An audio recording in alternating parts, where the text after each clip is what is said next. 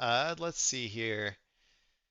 I'm gonna go to I guess it's sort of similar video.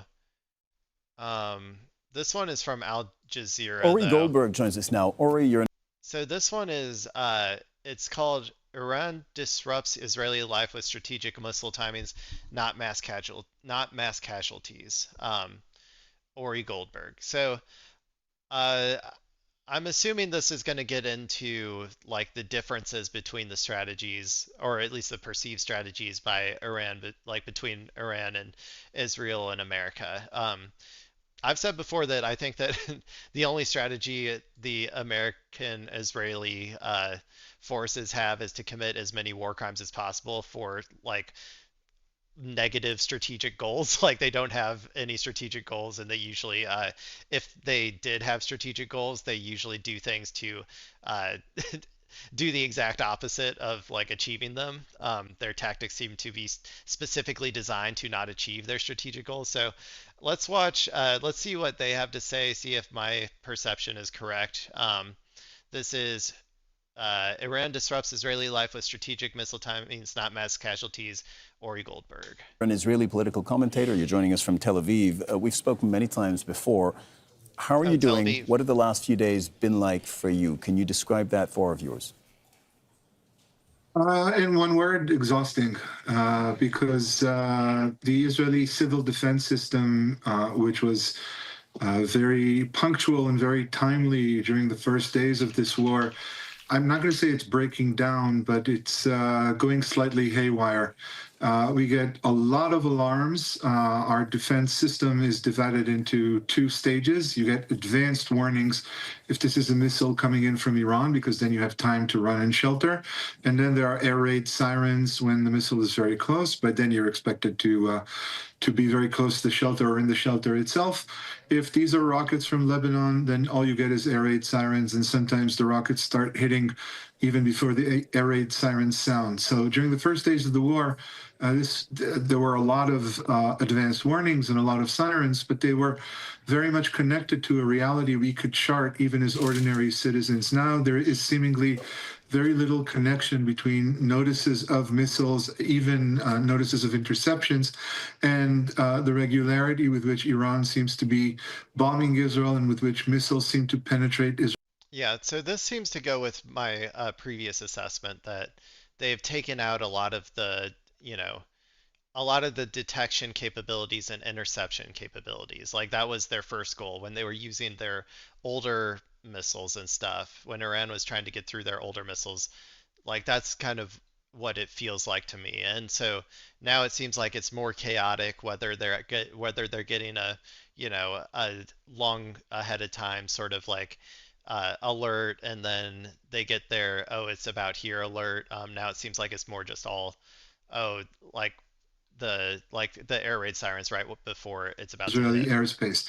I'm not suggesting that Israel has incurred great damage, certainly nothing the likes of which Iran and Lebanon have taken from Israeli carpet bombings, but there is a growing sense of insecurity that unfortunately does not cause Israelis to get more critical about this war. So we understand. I have to assume this guy is like a one of the most moral people in Israel, like if he's even saying this, because uh, usually if you say even the slightest thing against like whether this is necessary, why we are doing this, like if you're even slightly against the Israeli state's like stated objectives, usually I don't know, you're not even usually allowed to go on the media, so uh, I bet they fucking hate this guy. I don't really know much about him.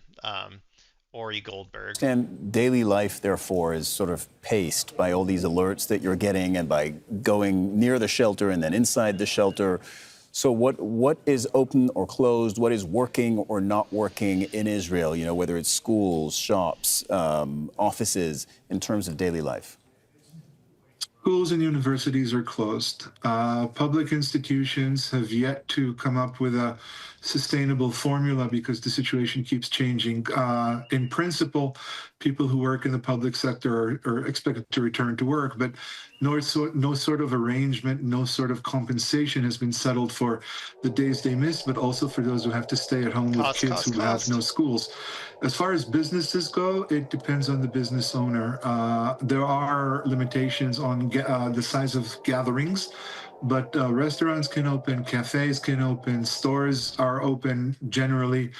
Supply chains are still running. Israel is not under that heavy of a barrage, but again, it's not a state of chaos, but it's a state of let's call it simmering semi-chaos, and it can So Israel, particularly their economic conditions, if they were obviously if they were like completely detached from America and did not, get buoyed up by our tax dollars 24/7, 365 days a year, they would not be able to sustain this level of war at all, right? Like they would collapse instantaneously. They wouldn't even be able to sustain like just their average apartheid system, like their average everyday, West Bank apartheid uh, and Gaza, concentration camp or whatever, they wouldn't be able to sustain any of that without American tax dollars. Um, Honestly, though, their economy will probably always bounce back as long as America continues to just keep, burning the piles of cash that it takes out of my paycheck every week. So, um, it is nice. Like I sometimes read like Naked Capitalism and stuff. It is nice to sometimes wishcast about the collapse of the Israeli economy, but honestly, I don't think it's going to happen until there's a like straight up decoupling of America from Israel. So yeah. erupt at any time. Should there be a chance of further escalation, Israelis will crowd supermarkets with panic shopping. And But that's not to say that all of it is like don't have some hope about these things because every single one of these costs that are imposed upon Israel, they all add up. They all add up to one day reaching that decoupling. It's like I'm just letting people expectations. Like I don't want them to get too high about the economic collapse of Israel anytime soon. But just know that like every single one of these costs that gets imposed upon them is a cost that America then has to feel as well, which then will increase the animosity of the American people towards Israel, which will eventually, one day, finally lead to a decoupling, which will finally lead to the abolition of the apartheid state of Israel. It's just, yeah. Sorry, I'm in a bad mood, so I might be bumming people out, but I'm just letting you know. I think the most important aspect of life here now is that everybody has a very clear idea that this is not going to get better anytime soon. But we don't really know what's happening on the one hand. On the other hand, Well, Ori, support for pause there if you wouldn't mind. That's what I wanted to ask you. Can you bring us into the conversations that people are having? You know, when in the bunkers or over the phone with their relatives in other parts of the country, what kind of questions are they asking themselves and how do they perceive for the moment? Yeah, they're all psychos with Zionism brain rot. Like, I'm surprised they can even string a sentence together, to be honest. Like, I don't think they're asking any complex questions about this. This war going well or not so well? That's one of the $64,000 questions. It depends on who's part of your feed. If you're surrounded by people who are like-minded, then there's a chance that you might be of the opinion that this war is a transcendent, divinely inspired victory. Israel is single-handedly. That's true. There's different levels of like psychosis in Israeli society. There's the like what he's talking about, the insane like Kahanist like zealots who think that they're bringing about the end times. Not dissimilar to our American Christian Zionists who have also gotten the same brain disease or whatever that makes them as stupid as they are. But there's varying degrees though of how psychotic they are. But rest assured, if you are a Zionist, you are in a form of psychosis. Like you need medical attention ASAP.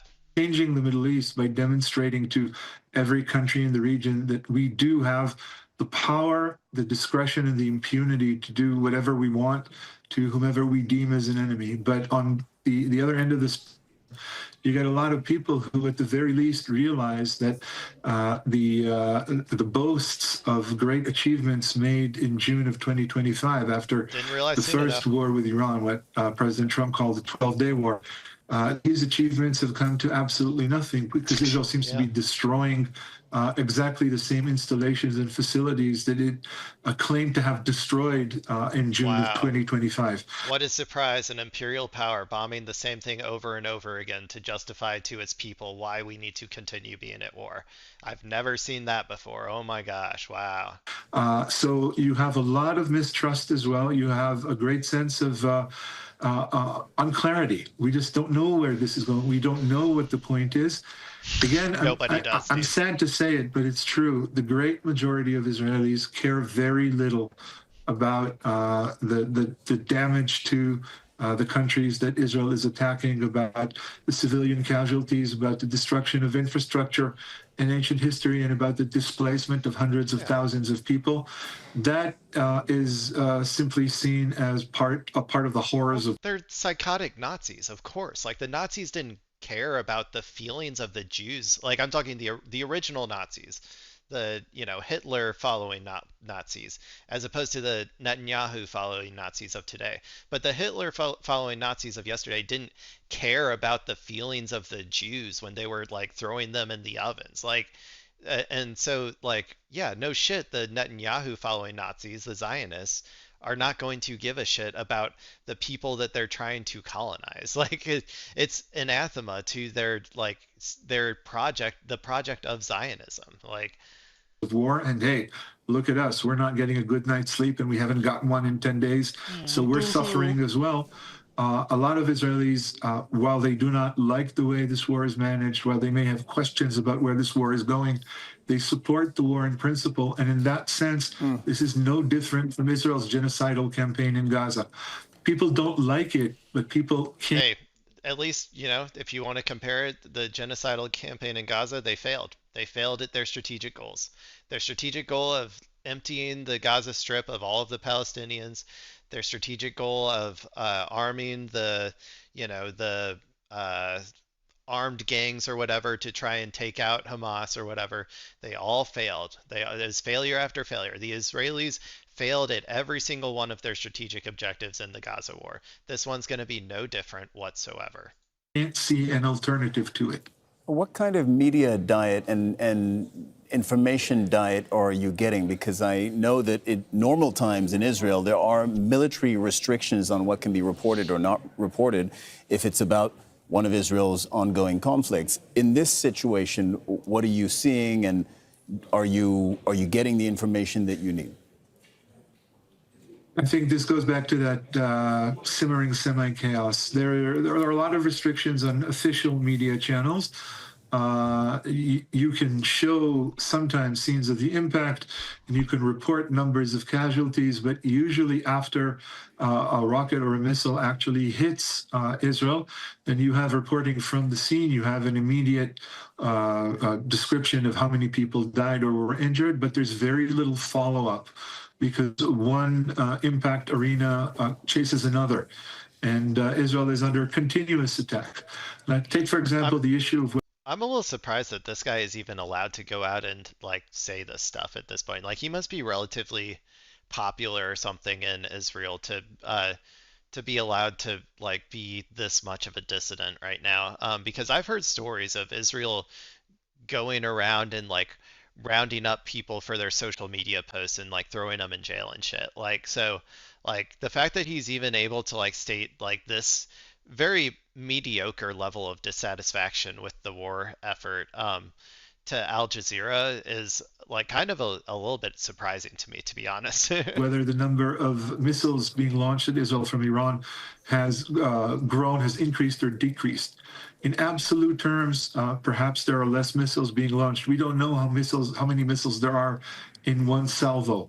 But in terms of completely disturbing and obstructing any semblance of stability in Israeli daily life, Iranians don't have to fire a lot of missiles. You need to launch a certain number of missiles at certain times of the day, and Iranians seem to be doing a very good job of that because life here has very much been disrupted. Hey, I hope you enjoy it. According to Iran, you're going to be living this life for the next, 6 to 7 months. So, or I guess 8 months is what they said. Yeah. So, hope you enjoy this life. Fuck off Israel. sorry, I'm not feeling very sympathetic to your people right now. Okay, let's go look at the Iran side real quick. This should be a short video. I'm gonna kind of include it as like a block almost with the last video. This one's also at Al Jazeera. On day 12 of the war, while the So this is also from Al Jazeera. This video is about is going to show some of the support for, or like the support that the people have for the IRGC commanders and stuff that were killed in the initial strikes. So, we hear all the time in America that everybody in Israel, or sorry, everybody in Iran hates their government. They hate the IRGC, and they're just itching to go out there and start a revolution, man. They're just ready. And while there is, a decent amount of dissent in Iran from the people against their government and the restrictions that the government places on certain aspects of their life, there's also a very large base of support, like an organic base of support for the government. And that support is only going to go up in times of war. So this video is pretty short. This is going to show, some of these funeral proceedings. We're going to see how many people are showing up. I'm sure according to America, nobody's going to show up for these commanders. Everybody hates them is what I've always heard. So let's see. On day 12 of the war, while the American and Israeli strikes continue, people have gathered here at Engelab Square to take part in the funeral of some of the military commanders of the country. Well, that's Among a lot of them flags. are four of the country's people. highest-ranking figures. Abdurrahim Mousavi, the Chief of Staff of Iran's Armed Forces, Mohammad Pakpour, the IRGC Commander-in-Chief, Ali Shamkhani, the Secretary of Defense Council and a longtime figure in Iran's national security establishment, and Aziz Nasirzadeh, the country's defense minister. They were killed on the first day of the strikes, which targeted the office of Iran's supreme leader, Ayatollah Ali Khamenei, who was himself killed in that attack. But the blow does not stop with these high-profile losses. The strike have also targeted military command centers, barracks, military industrial sites, naval vessels, and other parts of Iran's defense infrastructure. So the reason why I wanted to show this video is, like, if you will never see this in the American media, but there is a very strong base of support for the current Iranian government. They did not topple over immediately. Like, I don't know how Trump ever thought that was going to be the case. The more our empire declines, it feels like the stupider our leadership becomes, and the more they tend to believe their own propaganda. So, but yeah, clearly there are a lot of people out here to show support for the supreme leader, the IRGC commanders, all of that stuff. In response, and despite these setbacks, Iran's armed forces have delivered a strong message of defiance and deterrence, launching retaliatory attacks on Israeli territories and on U.S. bases across the region. We will take revenge for the blood of these martyrs. We can't sit quietly and watch what they want to do to us. Whatever they do, we'll respond even more strongly. The path the region's on must change. Conditions must be such that the shadow of war is no longer over us, so that we can live our lives. The region should move forward in the way we believe it should, and we'll stand firmly on that path.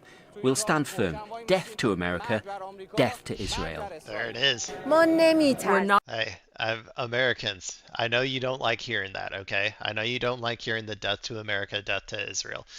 If you understood the amount of shit that we have put these people through, if you were living over there, if we had our most voracious hogs go over there and live the experience of of one of these Muslim countries that we bomb and